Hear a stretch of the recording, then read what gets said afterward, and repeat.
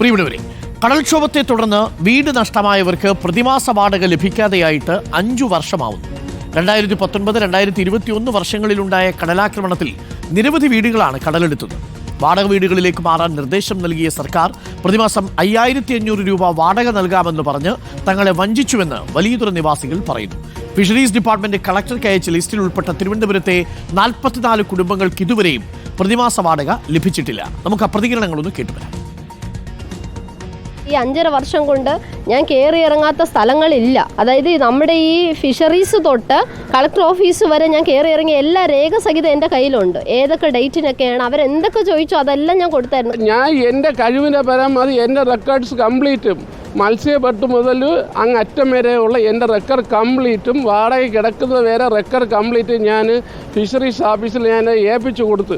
ഞാൻ പോവാത്ത സ്ഥലങ്ങളിൽ ഒന്നും ഇല്ല. കളക്ടറേറ്റിൽ പോയപ്പോഴും കളക്ടറേറ്റ് പറയുന്നത് ഞങ്ങളെല്ലാം എഴുതി പാസ്സാക്കി അയച്ചിട്ടുണ്ട് എന്നൊക്കെയാണ് പറയണത്. ഞങ്ങളുടെ പേര് ലിസ്റ്റിൽ വന്നില്ല. അത് കഴിഞ്ഞ് ഞങ്ങൾ നോക്കിയപ്പോഴും കുറേ നാളുകൾ കഴിഞ്ഞപ്പോഴും ഞങ്ങളുടെ പേര് വന്നില്ല. വീണ്ടും ഞങ്ങൾ ഇതിന് വേണ്ടി കയറി ഇറങ്ങി ഞങ്ങളുടെ പേര് വന്നു. പക്ഷേ വാടക ഞങ്ങൾക്ക് കിട്ടുന്നില്ല.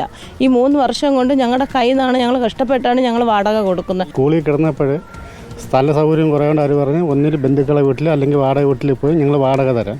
അങ്ങനെ ഞങ്ങൾ കുറേ ആൾക്കാരൊക്കെ മാറി വാടകയ്ക്കാണ് വന്നത്. അന്ന് മുതൽ ഇന്ന് വരയ്ക്കും വാടകയില്ല.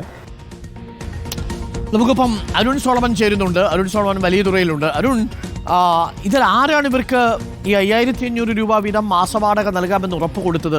അതിനുശേഷം എന്തുകൊണ്ടായിരിക്കും ഇത്രയും കാലമായിട്ടും 3 വർഷത്തോളം അവർക്ക് വാടക വീട്ടിൽ താമസിച്ചിട്ടും ഈ സർക്കാർ പൈസ കൊടുക്കാത്തത്? ആരുടെ വീഴ്ചയാണ് അരുൺ?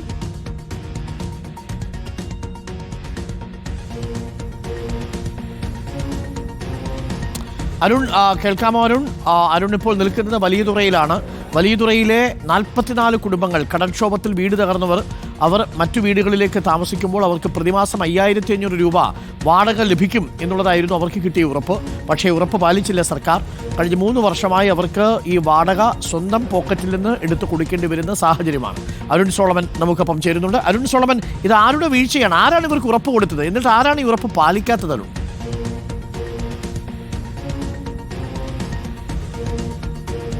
പിണറായി സർക്കാരിന്റെ കാലത്താണ് ഇത്തരത്തിൽ വലിയൊരു കടൽക്ഷോഭം ഈ വലിയതുറ ഭാഗത്തുണ്ടായത്. 2019, 2021 കാലയളവിലായിട്ട് 2 തവണയാണ് ഈ ഭാഗങ്ങളിൽ ശക്തമായിട്ടുള്ള ഒരു കടലാക്രമണം ഉണ്ടായത്. ഇത്തരത്തിൽ 335 കുടുംബങ്ങളാണ് വഴിയോരത്തിൽ ശരിക്കും അവരുടെ വീടുകൾ നഷ്ടപ്പെട്ട് ഈ തെരുവുകളിൽ അഭയം പ്രാപിക്കേണ്ട ഒരു അവസ്ഥ വന്നു. ദീർഘകാലം ഇവർ ഈ വിഴിഞ്ഞം ഈ ഭാഗത്തുള്ള സിമന്റ് കോളനികളിലാണ് ഇവർ താമസിച്ചു വരുന്നത്. ഈ ഒക്കെ നമ്മൾ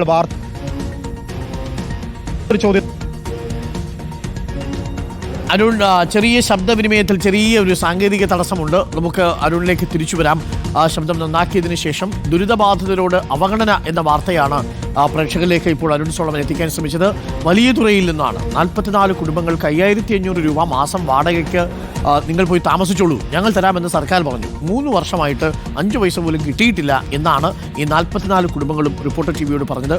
അവരുടെ വിഷയമാണ്. നമുക്ക് അല്പസമയത്തിനുള്ളിൽ അരുൺ സോളമന്റെ കൂടുതൽ പ്രതികരണങ്ങളും കൂടുതൽ വിശദീകരണവും ഈ വിഷയത്തിൽ എടുക്കാം.